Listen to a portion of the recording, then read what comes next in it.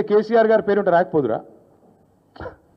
ఇదే కేసీఆర్ గారి పేరుంటే కోతికి కొబ్బరి చిప్ప దొరికినట్టు కొంతమంది సంబరాలు చేసుకుంటూ పేపర్ల నిండా తాటికాయంత అక్షరాలతో రాసేటోళ్ళు ఇలా రేవంత్ రెడ్డి గారికి కవరింగ్ ఇచ్చేందుకు చాలా కష్టపడి కాపాడుతున్నారు. వారందరికీ నేను చేసే విజ్ఞప్తి ఒకటే, మీరు ఎన్ని చేసినా ఎంత గింజుకున్నా, ఈ మీడియా సంస్థలు ఎంత తాపత్రయపడ్డా, ఆయన మీకు ఎంత అడ్వర్టైజ్మెంట్లు ఇచ్చినా, ఎన్ని రకాలుగా మిమ్మల్ని ఫోన్ చేసి బెదిరించినా ప్రజలకు విషయం అర్థమైపోయింది. ఈయన ఒక లొట్టపీసు ముఖ్యమంత్రి, ఈయనతను ఏం కాదు అని అర్థమైంది. కాబట్టి మీరు కూడా దయచేసి నిష్పక్షపాతంగా వార్తలు ప్రజలకు చెప్పండి. లేకపోతే సోషల్ మీడియా ఉంది, మీరు చెప్పినా చెప్పకపోయినా సోషల్ మీడియా ద్వారా ప్రజలకు అన్నీ తెలుస్తాయి.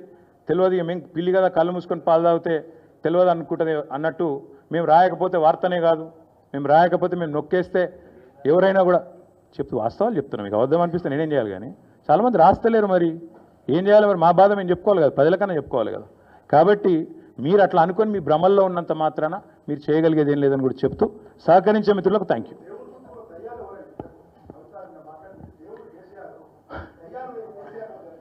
బ్రదర్, మీకు ఒక మాట, ఇంత ఇంపార్టెంట్ ఇష్యూ చెప్తే నువ్వు దేవుడు దయ్యం అనబడుతుంది.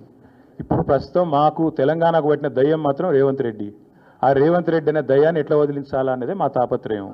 ఇంకేమన్నా తొందరపడ అంత యాంగ్జైటీ ఎందుకు, అంత టెన్షన్ ఎందుకు, అంత హడావుడి ఎందుకు? నేను చెప్పేది ఏమంటే, తెలంగాణకు పట్టిన శని కాంగ్రెస్, తెలంగాణకు పట్టిన దయ్యం రేవంత్ రెడ్డి. ఇప్పుడు ఆ దయ్యాన్ని శనిని ఎట్లా వదిలించాలనేది మా టార్గెట్. ఇక మీరు చెప్పే టెన్షన్ ఎందుకే అంతగానో మాట్లాడి రాదు, ఎందుకు అంత ఎగబడుతున్నావు? నేను అనేది ఏమంటే, మీరు ఒకటి గుర్తుపెట్టుకోండి, లోక్సభ ఎన్నికలకు ముందు మేము పార్లమెంటు నియోజకవర్గాల వారీగా సమావేశాలు పెట్టాం, సమీక్షా సమావేశం. ఇక్కడ అసెంబ్లీలో ఓడిపోయాము, ఎట్లా ముందుకు పోవాలని చెప్పి దాదాపు 17 రోజుల పాటు మీరందరూ చూశారు. ఇక్కడే వేల మంది కార్యకర్తలతో కూర్చొని దాదాపు 7, 8, 9, 10 గంటలు వారితో చర్చించాం. ఆ ప్రాసెస్లో చాలామంది డైరెక్ట్గా మైకులో మాట్లాడిన వాళ్ళు ఉన్నారు, కొంతమంది చిట్టీల మీద రాసిచ్చిన వాళ్ళు ఉన్నారు, కొంతమంది కేసీఆర్ గారికి ఉత్తరం అందించండి అని చెప్పి ఉత్తరాలు ఇచ్చిన వాళ్ళు ఉన్నారు. కాబట్టి మా పార్టీలో we encourage open culture, democracy కాబట్టి, డెమోక్రాటిక్ పార్టీ కాబట్టి, ప్రజాస్వామిక స్ఫూర్తి ఉన్న పార్టీ కాబట్టి, మా పార్టీ అధ్యక్షుల వారికి ఎవరైనా సూచనలు చేయాలనుకుంటే ఉత్తరాలు రాయొచ్చు. అదేదో చాలా గొప్ప విషయం అన్నట్టు మీరందరూ అంత బాధపడిపోవాల్సిన అవసరం ఏం లేదు. నేను అనేది ఏమంటే, మా పార్టీలో డెమోక్రసీ ఉంది కాబట్టి మా పార్టీ అధ్యక్షుల వారికి, మా పార్టీ నాయకులు ఎవరైనా సరే అప్పుడప్పుడు సూచనలు సలహాల రూపంలో లిఖితపూర్వకంగా ఇవ్వచ్చు, ఓరల్గా ఇవ్వచ్చు, రకరకాలుగా ఇవ్వచ్చు.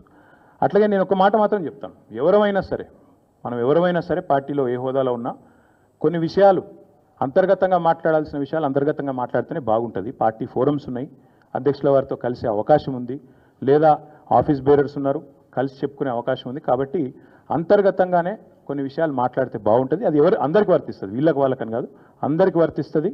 తప్పకుండా ఎవరమైనా ఒకటే, ఈ పార్టీలో అందరం కార్యకర్తలమే, అందరికీ కూడా ఇదే సూత్రం వర్తిస్తుంది. కాబట్టి మీరు కూడా దయచేసి ఇంత ఇంపార్టెంట్ ఇష్యూ మాట్లాడితే దీని మళ్ళీ మీరు, నాకు తెలుసు మీ సంగతి, you are intelligent, unfortunately I'm also intelligent. కాబట్టి నేనేమంటానంటే, మీరు ఏం పెడతారో, మీరు ఏం హెడ్డింగ్ పెడతారో తెల్లారు నాకు తెలుసు, మీ బాధలు కూడా నాకు తెలుసు, మీ మేనేజ్మెంట్లోకి ఉండే అవస్థలు నాకు తెలుసు, రేవంత్ రెడ్డి గారి ఒత్తిళ్లు తెలుసు.